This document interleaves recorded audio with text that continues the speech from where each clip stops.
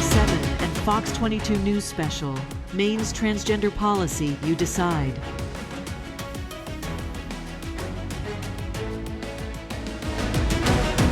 Good evening, everyone, and welcome to our live discussion. I'm Beth Jones, evening anchor here at ABC7 and Fox 22. We are having this discussion tonight as a jumping off point, the first of many discussions to come on this highly contentious topic.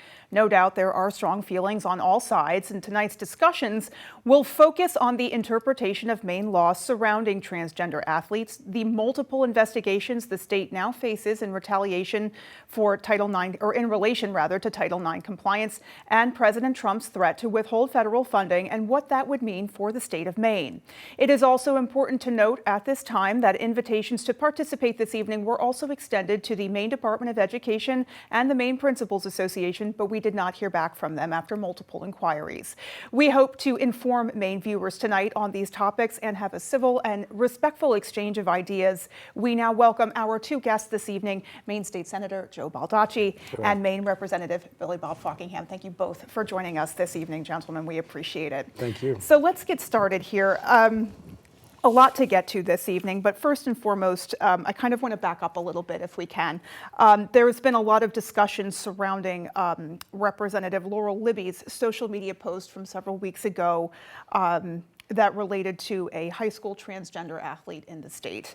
I want to just get both of your opinions on whether or not you supported her making that post and how you feel about that. So Representative Fockingham, we can start with you. Yeah, well, the post certainly brought a lot of awareness to the issue, and it's an awareness that was needed because this is an important issue, and I'm sure that the girls that are competing, you know, they really didn't like the unfair advantage that happened to them, and it decided a state championship. So, you know, there's been debate over whether it was the right way to approach the issue, showing, you know, the child or not. But that photo was out there, it was in the public discourse, and Representative Libby's post happened to go viral and catch a lot of national attention. And if that's what it took to bring awareness to this issue, then it's moving in the right direction, because certainly a lot of action has taken place since then. Yeah. Senator Baldacci, what were your thoughts on Representative Libby's post? The post was offensive, and it was really unfortunate, but it was offensive, and I think it was appropriate, the action the House took. When you target individuals, we can have a discussion about policy and about school protocol, but when you target young children, minors, in a way that is going to bring harassment upon them and torment, really, I find it offensive. I think it was inappropriate. I think it's legitimate to say we want to have a discussion, but we can't target individuals. I think we're only doing a disservice to our state by doing that. I want to talk about... I just have to disagree with that Yeah. point. I don't think that there was a targeting of an individual. This was bringing awareness to an issue. Obviously, when that individual took to the pole vault and took the podium of first place, they were putting themselves in a position of getting attention for it. And I know that it's a child, but it was very important to highlight that issue. Mm-hmm. And this is not a targeting of one individual. This is bringing light to the issue as a whole. Senator Baldacci, you can respond. Yeah, I think that's not correct. I think that this was done intentionally to target, to bring greater intensity to this issue, but it was unnecessary. She could have discussed this issue without having to bring a child, and it's still a minor. The minor entered into a sports competition. They did not enter into a political debate. And I think that putting them at the center of a political debate is not how we should do politics, and is offensive. It's offensive to most people that I talk to, and it's offensive to me because I don't think that's the way we should be conducting our business. We know that Representative Libby was censured in the Maine House. So Senator Baldacci, of course, you were not part of that vote, being a state senator, not a representative. But I wanted to first get your thoughts on the action that was taken and whether or not you think it was appropriate. And then Representative Fockingham, of course, you'll weigh in. I think it was appropriate. I mean, the House members don't want senators to butt into their affairs. Right. But in my personal opinion is that it was appropriate, and I think that the Speaker reasonably has asked her to apologize because there was an individual involved. But she's not done that. So I think that was appropriate. We'll have to see how it plays out. But at this point, I do think going after this student was not good, and it really posed a safety issue to the student, to be honest with you, and his family. I've met with families that have trans children, and I'm aware and well aware of the harassment and the discrimination that they have faced. I've talked with families who've had to deal with this kind of issue in their school or the school department. So I think that if we can keep the issue on the merits of the issue and not on the individuals, then we can have a respectful debate. Representative Falkingham, you of course were present and part of the vote to censure or not to censure Representative Libby. We know you voted against censure. And so talk a little bit about, your vote and your feelings on that. Yeah, it wasn't even a difficult decision. That censure made a mockery of the censure process. It was completely out of line. There were no guidelines as to what a representative could say or do on social media. We've got First Amendment grounds. Now the member has essentially been expelled from the legislature without giving an apology, which is bending a knee and making her admit that she was wrong when she does not feel like she was wrong. This is just completely out of bounds for the House to do a censure on this. There have only been 4 censures in the history of the Maine legislature. They've all happened. Does that include Representative Libby? It includes Representative Libby's.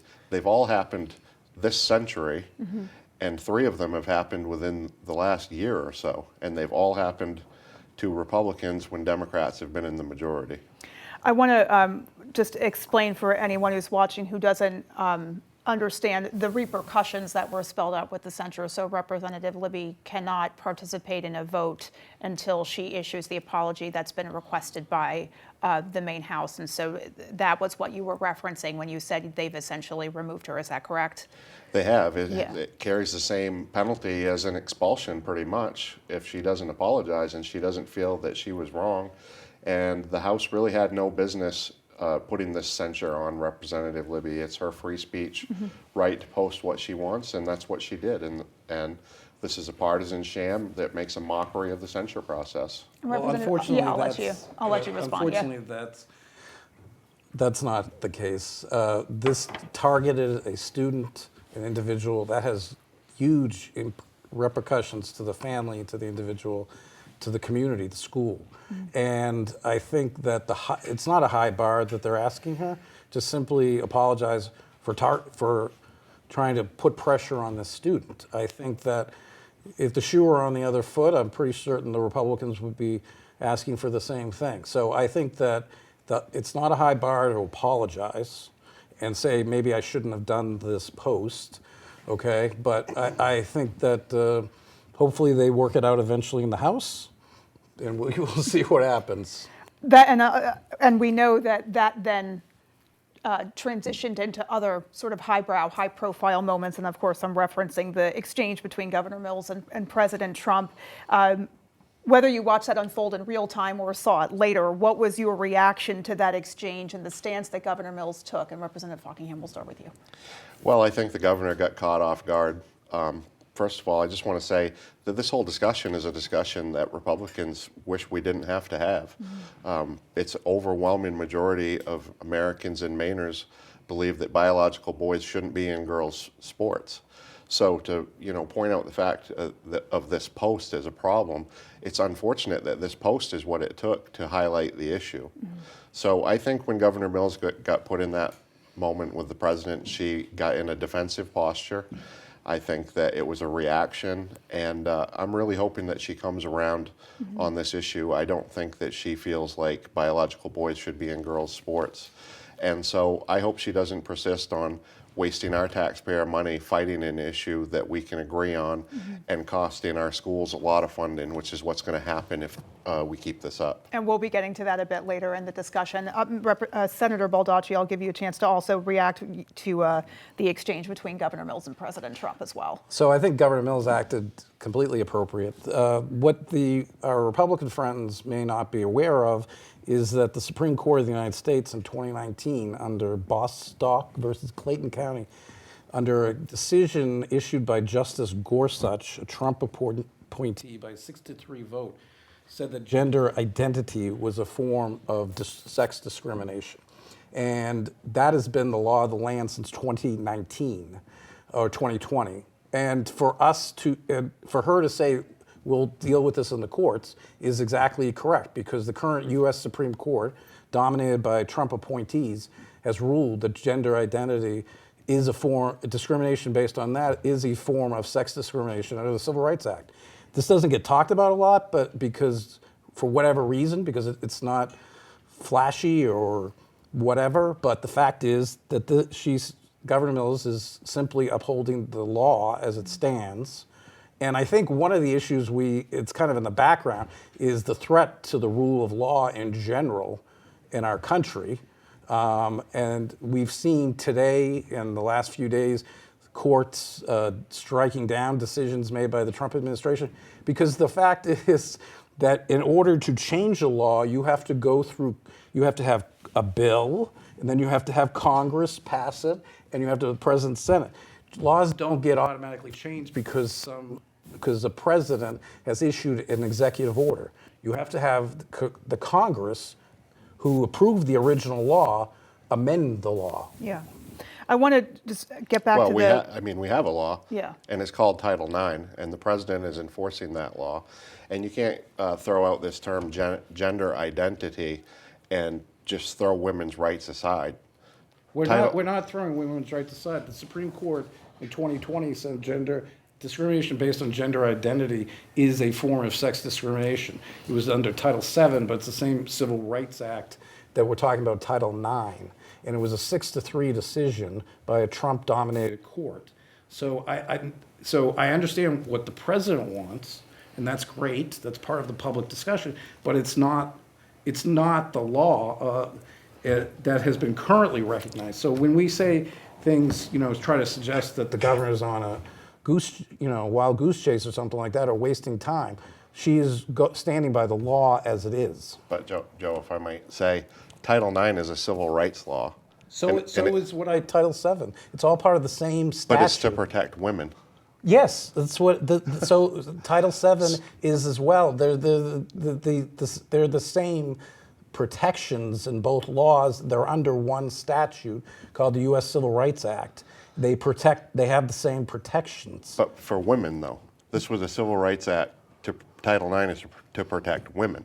So is the Title VII. They're all to protect everybody based on sex, creed, national origin, religion. So they're all designed to protect women among other people. So they're not. This is all part of the same statute, is what I'm trying to tell you. I want to talk about the laws that specifically Yeah. pertain to the issue at hand, to the issue of sports participation for transgender athletes, because Title IX is at the center of this. There's also the state law, the Maine Human Rights Act as well. They both have language that would seemingly sort of intertwine and pertain to this topic. Are those generally the two statutes, a federal statute and a state statute, that are governing the decisions made about transgender athletes, or are there others as well? Those are two that are. Those are the two flagship ones. Yeah. Okay. And so Title IX is the federal statute, to be clear for folks who might not be clear. And then there is the Maine Human Rights Act, which is a state statute that was sort of intertwined with a similar idea. Mm-hmm. Yeah. As Maine lawmakers, how do you interpret those laws as they pertain to transgender athletes? Because there's obviously a difference in how you both are interpreting Title IX and the Maine Human Rights Act. So, obviously, Senator Baldacci, we could start with you this time, but how do you interpret those statutes, those primary statutes, as they pertain to transgender athletes? So it's really not up to me or Representative Foggingham to say how we interpret it, because we're not judges. So the Supreme Court... Right, but you are lawmakers, so you interpret law. No, we make law. Well, you make law, but you have to understand it to make it, correct? Yes. Like you have to understand the procedures to make Oh, law. yeah. But of what course. I'm saying So, is that the current law is governed in part by the Supreme Court saying what discrimination is. Yeah. And this is a decision that came down by a Trump appointee in 2020 in a Trump-dominated court. So Governor Mills or others are not going out too far on a limb to say that gender identity discrimination is illegal. I just want to say that, to back up a little bit, that people who are transgendered are human beings. They are entitled to the same respect and dignity and opportunity that everyone else is. And it's hard to have a debate until we can agree that that's true. Right. Because oftentimes I think that the humanness or the human rights issue gets missed. And I feel very strongly that we have to understand that it's first about human beings, our fellow human beings. The second issue is the law that's been established by the Supreme Court. And third is that about, I'd say 1% by studies of kids are transgender. When the Maine Principals Association between 2013 and 2021 was doing this on a case-by-case basis, there were a total of 51 Maine athletes that they had to consider out of thousands of students.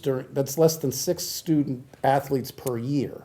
So I think we need to keep hate and hysteria and division out of this debate, because it's about our fellow human beings, how they are treated, and how we treat each other.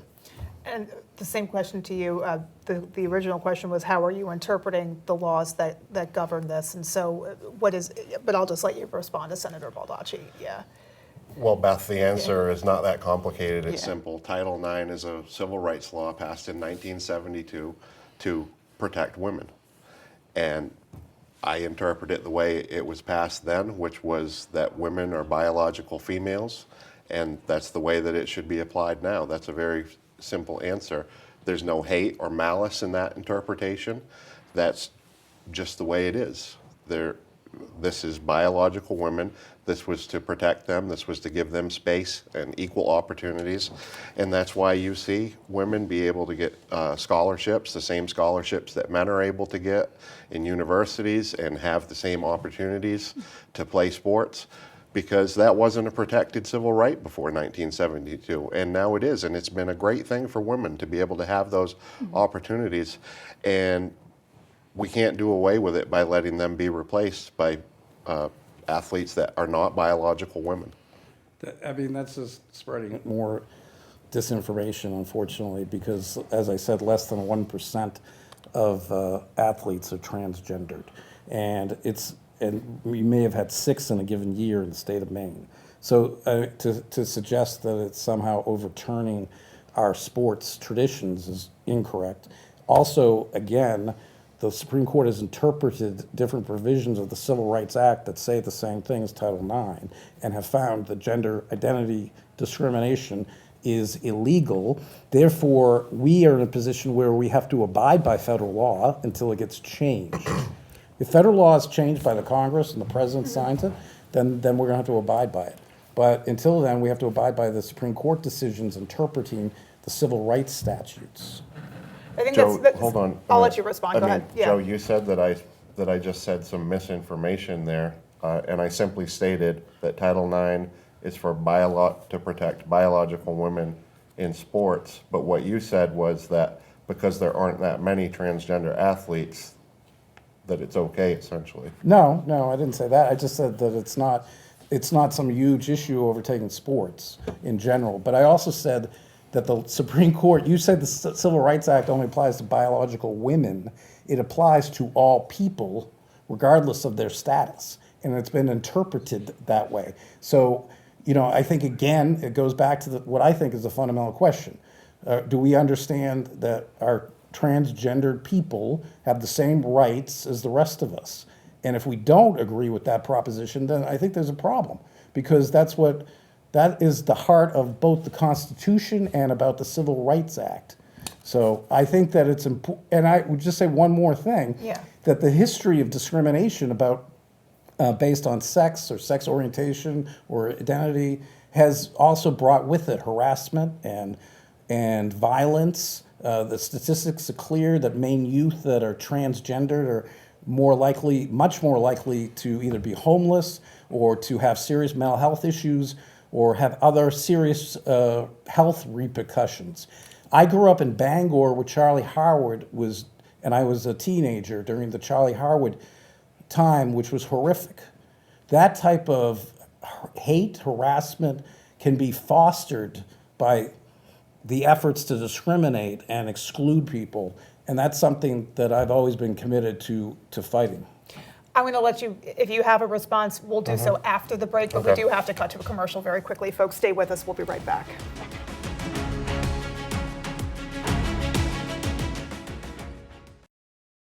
This discussion tonight will be focusing on laws and policies that will greatly impact already vulnerable and disproportionately targeted members in our community. We understand that these discussions can be very contentious. That being said, we would like to issue some warning and some reminders. A person's existence is not a topic of debate. Transgender individuals are, have been, and will continue to exist and be valuable members in our communities. The transgender community only makes up 1% of the U.S. population and has seen 5,000 murders since the trend started to be recorded in 2008, 350 of which were murdered in the last year at least. Transgender individuals in our communities have been afraid to speak up or even appear on camera for their own safety. They are our neighbors, our friends, our coworkers, and our loved ones. Stay safe, be respectful, and stay tuned. Whether you can pinpoint the problem or can't quite put your finger on it, the friendly professionals from Coastal Auto Parts can help point you in the right direction. With Maine's largest network of parts, you can trust your vehicle will have what it needs to get you to the moments that matter most. Because Napa knows the keys to a winning team. And with 30 locations in Maine, Coastal Auto Parts helps keep our communities running. Team up together with the fuel that keeps us firing on all cylinders. Coastal Auto Parts is owned and operated by a Maine family that cares. Look at where we are. Life could be a dream. Practicing medicine on the ocean. If I take you up paradise. It's heaven on earth, right? Life could be a dream. We are surrounded by sharks. We can't move and we can't send a distress signal.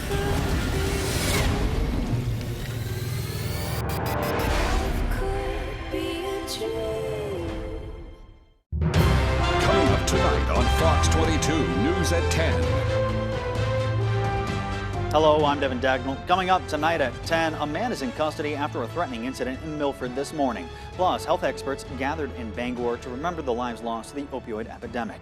And local officials remind us daylight saving time is the perfect time to check your smoke detectors. We'll have those stories, your full 5-day forecast, sports, and much more tonight at 10 on Fox 22 News. Watching local news just got a little easier. You can now binge watch local news on the all-new foxbangor.com website. Watch local news uninterrupted with just a click.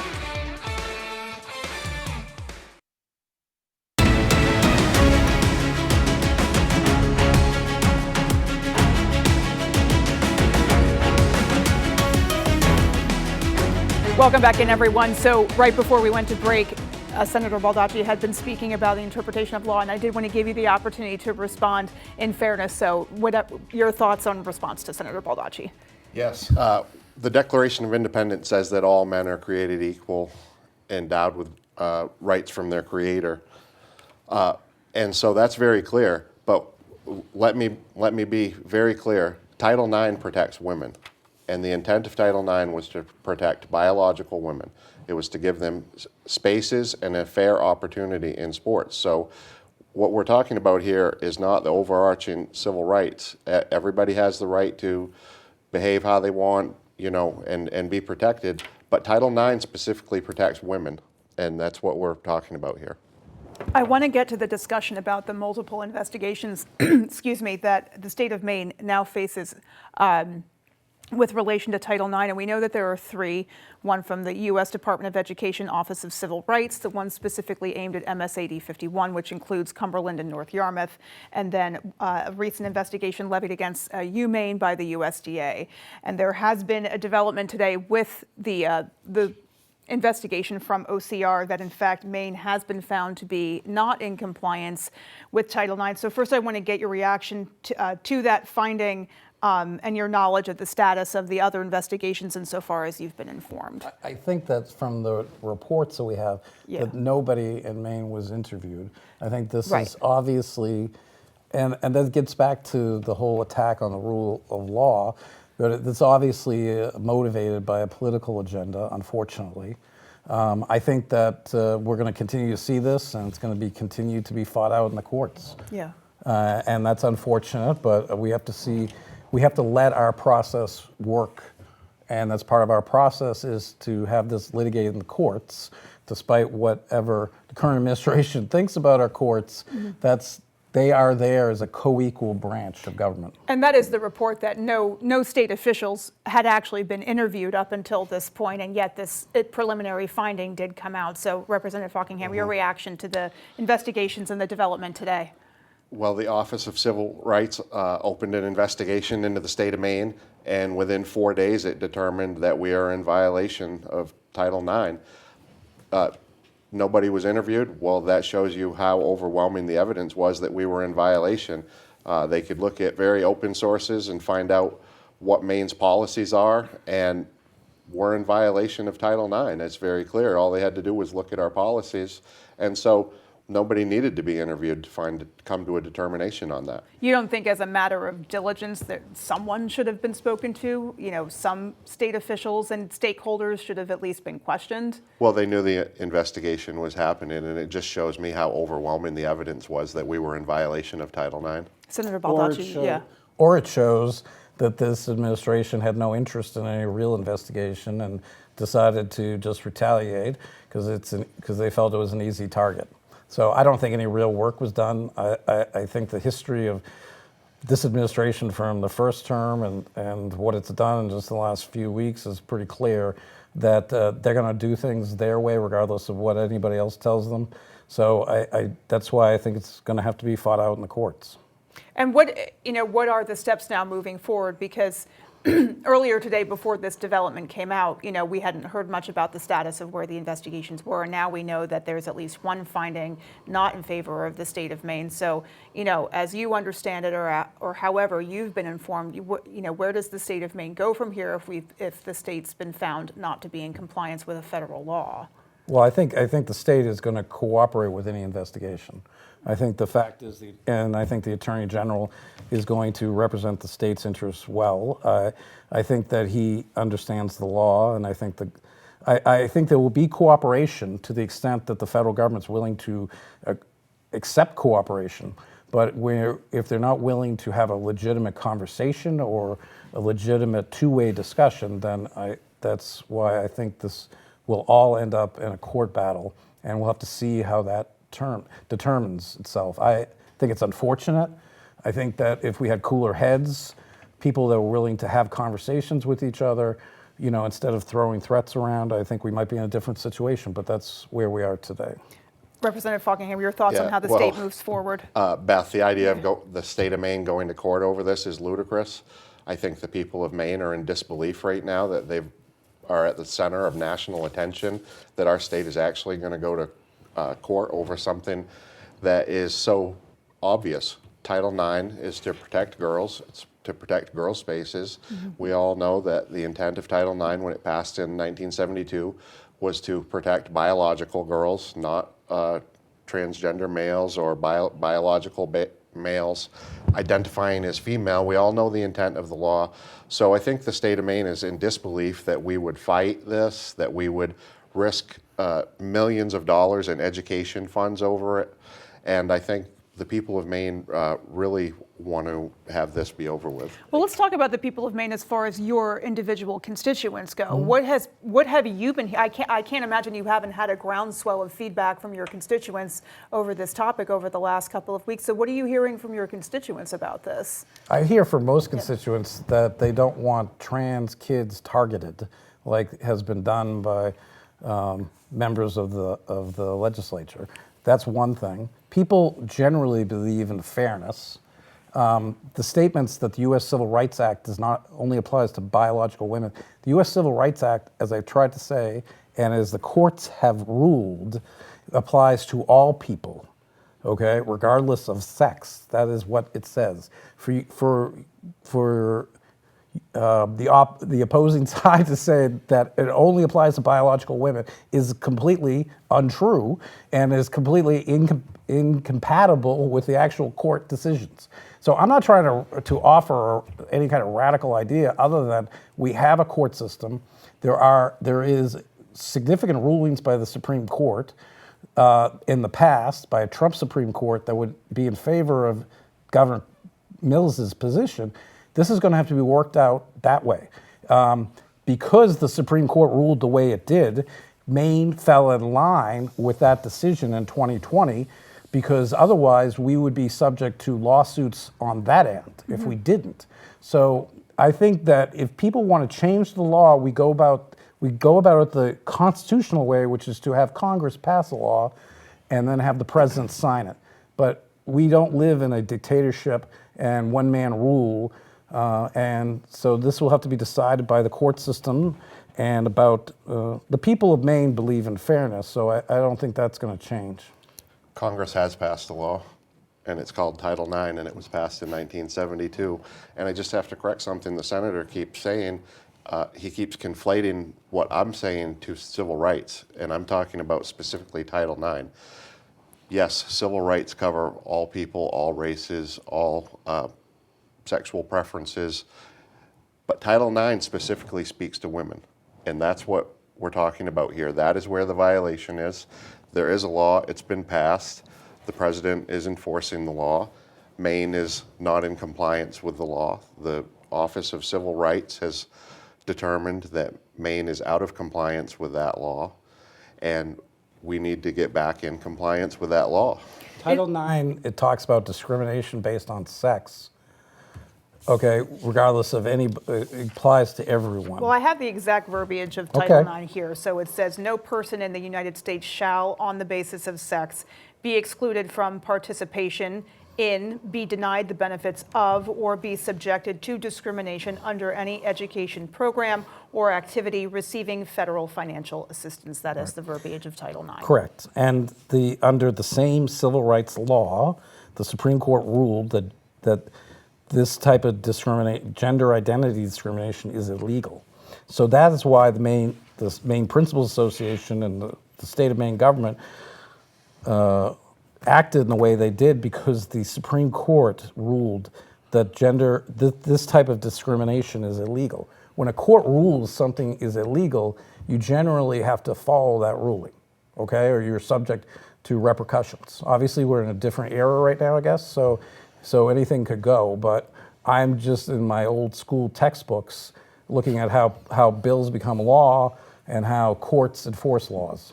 I do want to ask about, so we have this development now with one of the investigations, and regardless of whether you believe Title IX or Maine is in compliance with Title IX, it's clear that you agree with the ruling that Maine is not in compliance, and you would feel that Maine is in compliance with Title IX.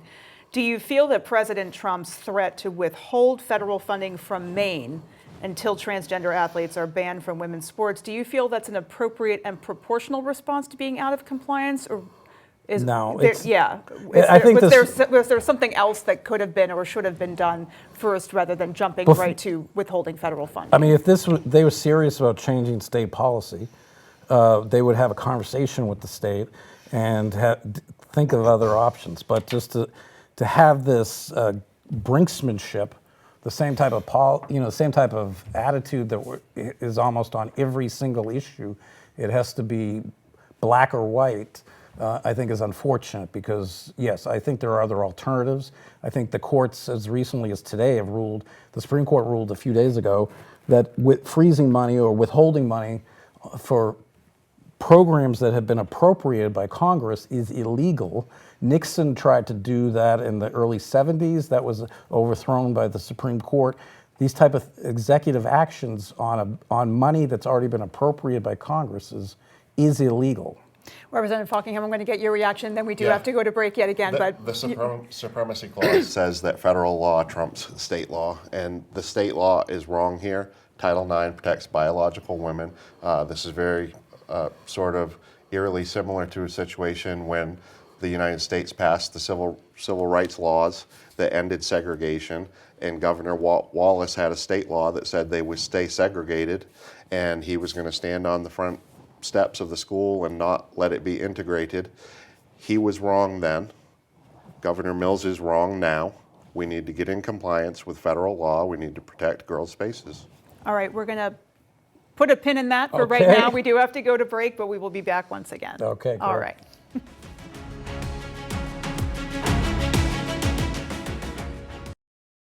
When it comes to your home, go to the source. Go to R&B's Home Source in Madison. R&B's Home Source has home comfort, convenience, and savings all wrapped up in one location. From the living room to the dining room to the bedroom, we have some of the best values in furniture and bedding. For the kitchen, R&B's Home Source has top-notch appliances from fridges to ranges, even washers and dryers. And sit back and relax with quality electronics. We service everything we sell too. For your home, go to the source. R&B's Home Source, Lakewood Road, Madison. Today, there are so many Medicare options, and they can be confusing. This is why Senior Planning Center has locations and agents all over Maine to help you secure the benefits you deserve. Are you getting all the benefits you're entitled to? See why thousands of Mainers turn to Senior Planning Center for their Medicare needs. Don't call an out-of-state 800 number when your help is right here at home with the Senior Planning Center. For a free Medicare review, call 207-223-6565 and speak with a licensed agent today. No obligation to enroll. Every answer tells a story. What would you do if you found out your husband was a stripper? Join them. Join him. Oh, we taking stuff off, huh? Your turn. But sometimes, don't tell it on national TV. Give me something big you might take with you to the nude beach. Binoculars. Hey, girl. All right now. Family Feud. Yeah. Weekdays at 9 on ABC 7. Like many of you, we start our day early, catching you up on what happened overnight, following the story wherever it may lead us. When the story breaks, we are there, explaining what happened, and getting answers to questions you care about. Talking not only to the newsmakers, but those that it affects. ABC 7 and Fox 22, covering Maine's local news.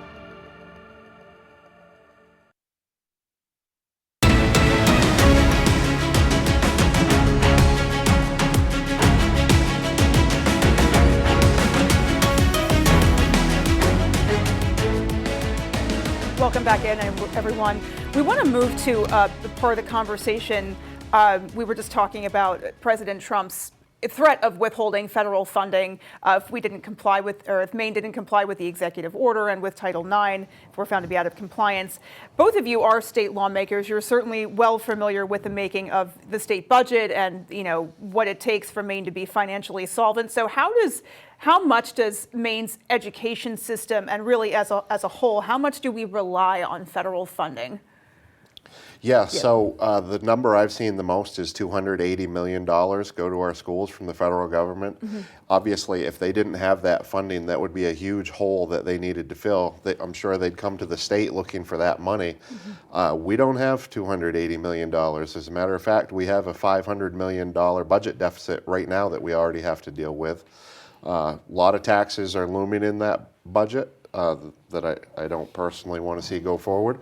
But it would certainly be difficult to come up with another $280 million, possibly some estimates say even higher. Mm-hmm. So I don't want to see it pushed this far. I think we should really do what's right, stop fighting this, and make sure that federal money comes to our schools because they need it. And just to be clear, so that $280 million figure that you threw out is just the federal funding that goes to Maine's education. That's right. Yeah, To okay. the schools Schools specifically, yep. Senator Baldacci? Well, a couple of things. One, I think that I understand 280 million is a lot, but it's basically, we're being threatened and bullied. I think that whatever the law is interpreted by the courts is, the state of Maine is going to comply with it. Okay? I don't think there's any question about that. I understand that there are these temper tantrums and notices, but we still have to go through a court system, and there's still a rule of law. And I think the courts, hopefully, and they have been in the last few weeks, willing to understand and uphold the role of Congress and appropriate money and not just using this as a battering ram, which is, not, I can't think of any other president in American history where this has been an issue. It's like, it should not be an issue. The other thing is that, 400 million is being held up by your party for health care and, the supplemental budget. So let's try to pass the supplemental budget and we can generate $400 million for health care, nursing homes, and hospitals. If I may, the budget debate is next week. So, so we'll have to put a pin in that. Okay, all right. Well, so if funding is indeed cut, though, even if it's the 280 million for the education system here, if funding is cut, you have to find a way to fill those gaps, and so that, to me, trickles a significant ripple effect then through the rest of the budget. Well, I don't think. So, what is the impact there? Well, I think the fact is, and I'd be willing to stand corrected. It's not going to happen. They're not going to withdraw. They may pull out a few million here, a few to ding us, but the federal government cannot legally just withdraw money. There are laws, there are appropriations. So I think, and as we've seen with the tariffs, the president makes a pronouncement and then delays and then throws back and reverses himself. I do not think we are going to lose any significant money because of this, and if we do, we'll have to deal with it in court. But I think I think it's a temper tantrum, and it's trying to force us to make changes. But I want to be clear on a timeline issue, though. So the temper tantrum was probably Governor Mills when she reacted the way she did and said that she'd see the president in court.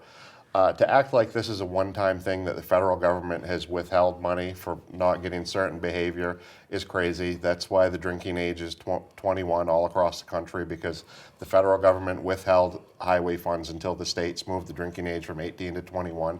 This is something that happens. But that was done by all Congress. That was done by Congress, and it was done. It wasn't just so we're going to withdraw the money. We're going to pass a law, and it's going to take effect a year from now. Governor Mills is withholding COLA money right now that should be going to our hospitals, and so it's. I just said, you could pass the supplemental as a matter budget, of fact, and we get $400 million to our education hospitals. dollars in the state of Maine are being withheld from private Christian schools, which the Supreme Court has said send those schools the money, but our state is withholding those funds from those schools. The courts have also said that we can legitimately hold them to the same standards as public schools when it comes to discrimination. And that's the reason that because they're not willing to accept the non-discrimination clauses, why they aren't getting the money. Okay? Well, I want to point out, too, the Supreme Court said pay up, and our Attorney General has said, no, we're going to deny those funds. So there you have, in the state of Maine, an example of our governor, our state, withholding funds because they're not getting the behavior they want. It's the same thing that President Trump is doing to the state of Maine. Right, but this is federal funding, and your view that you've been, and obviously you'll have a chance to respond, but the argument is that if funds have already been congressionally appropriated, that is the law. That is the passing of a law. These funds have been appropriated. Right. Has this year's funding already been appropriated, to your knowledge? I think that, sort of passed first into of all, law, if you will. Congress hasn't had an actual single budget in decades. So they pass these continuing resolutions where they pass like chunks of a budget. So the funding for this fiscal year is already in place. I'm not sure what the pathway is for the next one, but I just think it's important for us to recognize that we can't have government by bullying. Okay, this has already been overruled by the Supreme Court, and Nixon tried to do this. It was ruled unconstitutional. You have to have a law passed by Congress and signed by the president. And I'm not saying anything unusual. There has been a law, and it's not a law. It's not been passed by Congress. He's enforcing a law that's already been passed. Okay, and I guess we have a disagreement as to what that law says. We're in defiance of the law. I mean, I think that's the crux of the issue is that folks, there's a huge gap in between how Title IX is being interpreted. Well, and all this has been made of that Congress has passed this money, that it has to go out, that President Trump can't stop it. Yeah. When you get federal money, there's fine print there that says you have to do these things. We're not in compliance with doing those things. We're not protecting our girls in the state of Maine. Our girls need protection in their sports and their spaces, and when we get in compliance, the dollars will come. That's how it works. You know, there's only been After we come back from break, I will let you speak. But I'm seeing some feverish movement, so let's go to break, and we will come right back. Okay.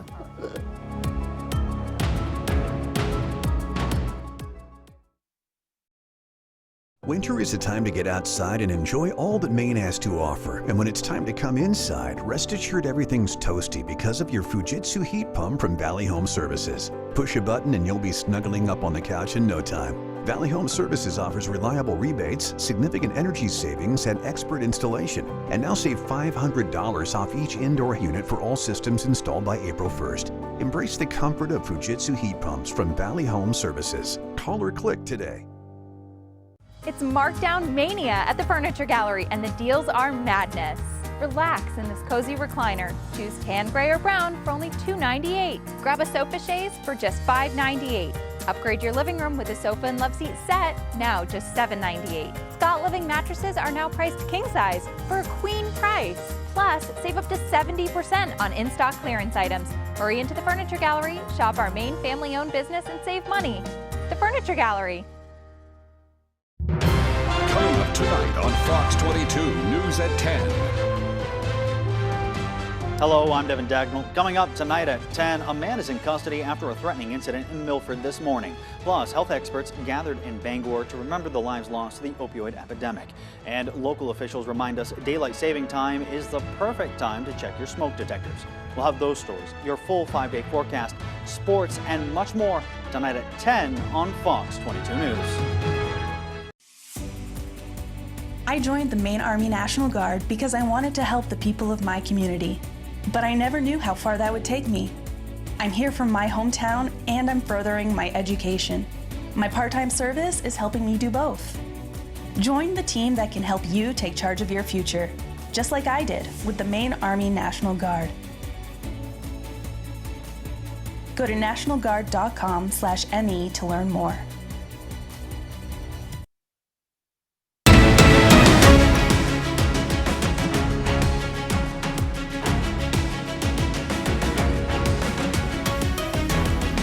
Welcome back in, everyone. We are in our last segment, and we have a couple things to continue to cover, including a few emails from our viewers. But I did first want to touch on some legislation, Senator Baldacci, that you are co-sponsoring that is relevant to this issue. So I wanted first to have you talk about that. Right. It's to codify the Maine Human Rights Act into the state constitution. Okay. And the Maine Human Rights Act is what is governing, as interpreted by the United States Supreme Court under the 1964 Civil Rights Act, which is part of Title IX, which was an amendment to it, but it's all part of the same statute, has been interpreted comprehensively by the U.S. Supreme Court. So it's really in keeping with that language. Mm-hmm. To say that, I understand my dear colleague wants to talk about biological girls versus transgender people. I got to get back to the original thoughts is transgender people are human beings. They're entitled to the same respect, opportunity, dignity as all people. And I think that, my colleagues need to acknowledge that discrimination against transgender people, let's say outside of the sports arena, in jobs, in housing, in credit, and a whole number of things, needs to be banned and should not be accepted. When my colleagues accept that fact, then we can make some movement forward on this issue. Representative Fockingham, I do want to ask you, just to continue to move the dialogue along, are the Republicans working on related legislation at the state level that we may see introduced in the coming days or weeks that's relevant to this topic? Beth, I just want to, respond sort of to the accusatory tone that the senator is saying about Republicans. Everybody is a child of God. God loves everybody equally, and I think that all children are perfect the way God created them. So there's a lot of compassion for transgender people on my side, the same love that I would give to any human. But obviously we have problems with this type of legislation because you can see from tonight's conversation what it would be used for. If the Maine Human Rights Act is giving us these kind of troubles in statute, certainly we're not going to codify it in the Constitution. Everybody has equal civil rights to be treated fairly, but that doesn't mean we don't protect women's rights and women's spaces, and that's where we differ on this. And that's why we're trying to pass an equal rights amendment to protect all women, which you folks oppose. So I find it disingenuous when you talk about protecting women, and then you and your colleagues have voted against every act to protect women in the last few years or to provide equal opportunity to women. So I think there is a disconnect there. What is a woman?